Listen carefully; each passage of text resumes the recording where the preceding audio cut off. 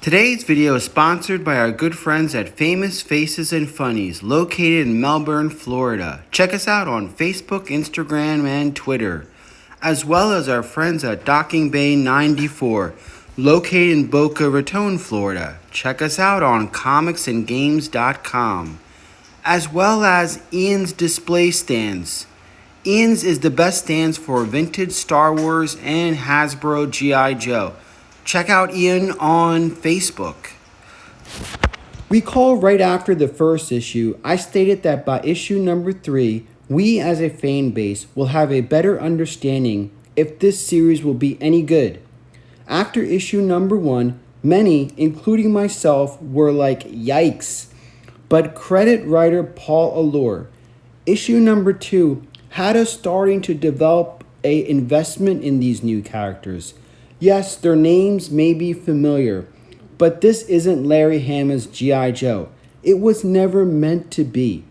I was just terrified that this was going to be some neutered, politically correct Charlie's Angels Twilight type BS, and it is not. And to those that bailed after issue number 1, you should reconsider. Issue number 4 will focus mainly around Major Bludd. Now there's this new character named Demone.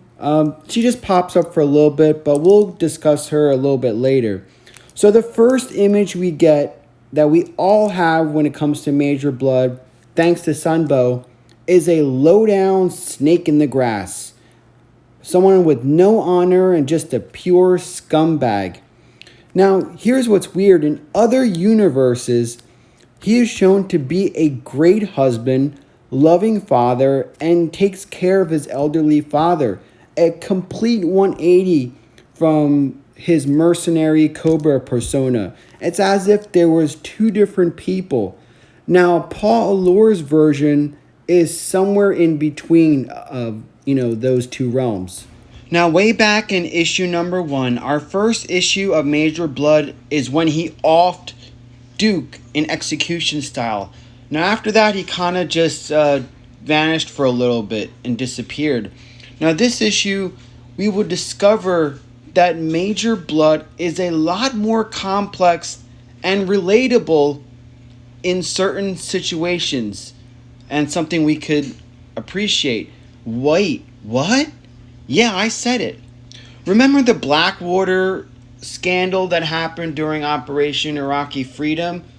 And let me just add this. Lines don't always go left to right. And perceptions, ideals, morals, they could be interpreted very loosely and differently given a certain situations. Now we're going to see that Major Bludd is excellent at compartmentalizing everything. Like, you will see that he's actually an excellent employee. Number 1 is completing the job or mission, and as quickly and efficiently as possible. Duke was a problem. Bam! Shot to the head. Problem solved. He doesn't lust for greed or power, and in a weird way, he views himself as kind of like a Joe Sixpack, putting in his 9 to 5 on a factory floor. And so, with that said, let's dive into this issue and kind of peel back the layers of why I think this is really a good issue, and looking more into the complexities that is Major Bludd. Alright, this issue is titled For Cobra. Again, we got to give writer Paul Allur all the credit in the world for sticking with his vision and putting out a great series that complements a real American hero and Larry Hama's version. This alternative version of our Joes is turning out to be a humdinger. I know you like that word. Alright, so like with every recap, we like to show the variants as well, and there's always 2 for this series, and the variant is actually really difficult to find, so kudos to any of you that find it. Now we begin with Major Bludd. I think he's strangling somebody. Now I think it's actually important to read what it actually says. And Bludd says it's hard to destroy someone without destroying yourself. It takes skill, it takes discipline, and it takes control. control of your body, control of your emotions, control of your life, and all that happens in it. And that kind of segues into unearthing more about this Major Bludd. Bludd was disposing of a man named Mr. Boca, who apparently was tricked into doing something for Cobra Commander, thinking the commander's intentions was to help mankind, which we all know is never the case. This was 5 years ago, so we see Bludd reporting to this Daemon character who's Cobra's chief of staff and hired Bludd to tie up loose ends. Bludd's inner monologue shares how initially leaving mercenary work to work exclusively with Cobras seemed like a solid, secure thing. I mean, he understood where Cobra Commander was coming from. However, when we fast forward to 5 years, he's beginning to question if in fact he made the biggest mistake in his life. Daemon asks if Boca revealed anything, because it seems that the reason why Boca was killed off is he was providing Destro intel for a fee. And this is why, he had to be terminated. Daemon and Bludd appear to have an unspoken working relationship that works. She calls him up to handle Cobra's dirty work, and he executes it without questions being asked. Now, recall in the last issue, our guerrilla Joe successfully destroyed that checkpoint bridge that was vital for Cobra's control over the area. Roadblock managed to get that much needed supplies across the bridge to the townspeople. Now this has Cobra shitting bricks. I mean, they're like, oh my gosh, like something has finally gone wrong. Because until this point, they were just running amok. But now they're having some resistance. And Baroness is like, let's just annihilate everybody. Bludd and Daemon says like, hey, let Bludd go in, do some, reconnaissance, and, the only way to sniff out this resistance is to attack it by the roots. And we see, Cobra Commander like looking on as these two are bickering, two sides are bickering. Daemon and Baroness seem to not get along at all. And, Bludd is like using, appealing to Cobra Commander, like, listen, if you want this done right, let me handle it, let me go in, and we'll sniff this out before more of these resistance, start springing up. So they all sign off and say, okay, Bludd, go ahead and take care of this. But the thing is, he's already begun looking into the resistance and G.I. Joe team members. He targets Tiger and traces his actions back to the first issue when he was delivering groceries on his moped. And he goes to the African American shop owner's place, because that's where last Tiger was before he bumped into Duke. And the man's name is Samuel, and he kind of refuses to cooperate and reveal anything. Bludd doesn't mess around, and he's like, all right, I don't have time for this song and dance. You know what? Just take him away. Forget about it. So it's not the things that we see in the TV shows where they have this back and forth. Bludd has no time for that crap. He's just like, just take him away. We'll deal with him. Send him to Dr. Mindbender, hook him up, extract what we need, whatever. He's very efficient and doesn't mess around when it comes to this crap. And the wife reveals, oh, his name is this is where he's at, blah, blah, blah. And she's like, we are for Cobra. We are for Cobra. She's crying. Meanwhile, we see Bludd retreating back into his house. And, he has a loving dog named Sheila. He's a very good dog owner. He loves his dog very much.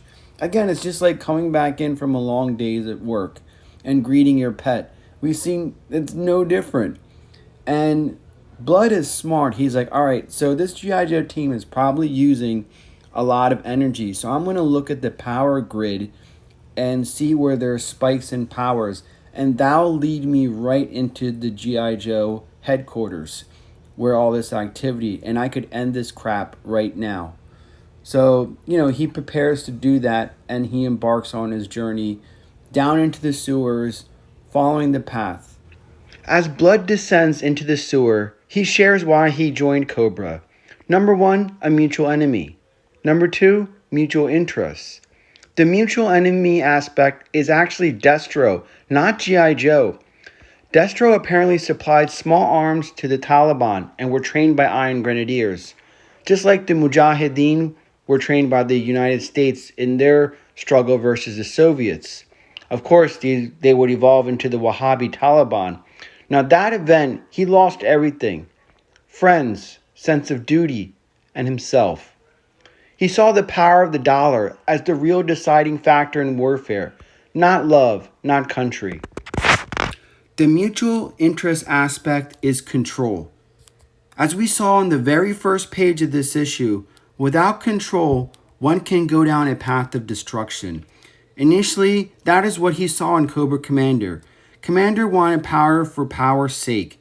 However, Bludd got a rude awakening, as that energy source turned out to be a secret Cobra facility. And to his shock, he discovered that Cobra and Destro were working on something together.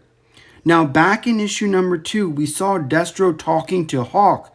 So, what the heck is going on over here? This adds a crazy twist. What is Destro up to? And we see that shortly afterwards, a Viper Patrol discovers Major Bludd. And, the gig is up. He has to, he has to take these guys out, because he doesn't want Cobra Commander and anybody else Cobra know that he has stumbled upon this. So he sighs and he's like, all right, I have no choice. Again, the simple solution.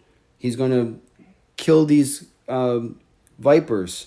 So we see him going back, he's like snapping necks, and he is ruthless. But, again, this is the most efficient way to keep his, keep a leg up on what's going on, because he's shocked to know all this. And this is a classic thing of grabbing the enemy's hand. I think we saw that in Terminator 2. Use that to get into security. And again, he sighs because he sees all these people see him, and he doesn't want to leave any trace behind.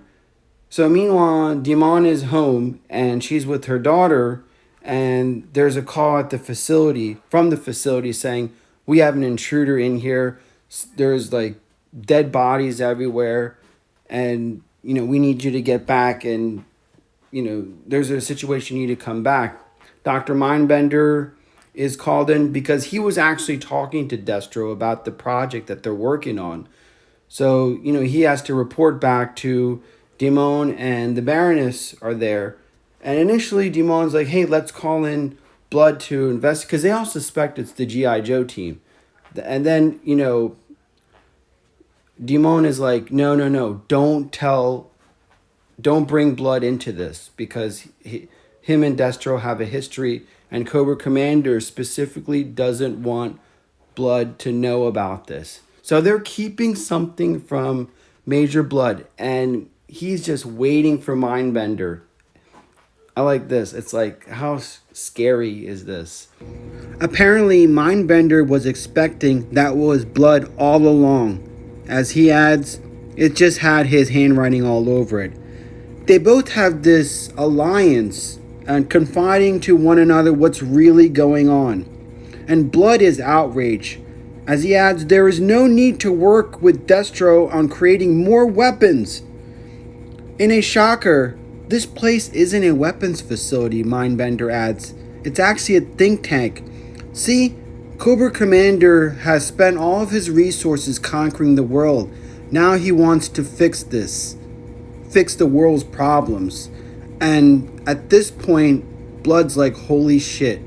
Cobra Commander is an idealist. And idealists are dangerous, because they have this misconception, and they will live and die by that misconception. So his whole perception of Cobra Commander has been altered. Now, the beauty so far is that we are seeing how intelligent this Cobra Commander is. A puppet master who has sectioned off deliberately people from top to bottom to focus on their particular realm. Only he knows his endgame to all of this. This has caused Bludd to rethink everything. He mentions his father, friends lost to battle, the men he has killed for Cobra, and how they've lost their battles, all following something, some misconception, or being led astray from what their intentions are. Now all he wants is revenge on everyone, even Cobra Commander, for playing him as a fool.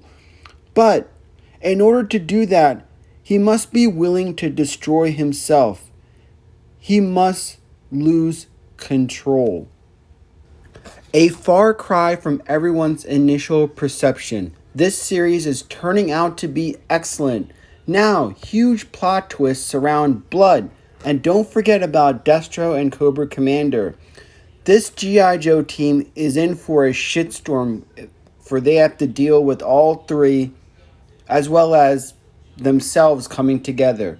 I'm excited for issue number 5, and I'm happy to say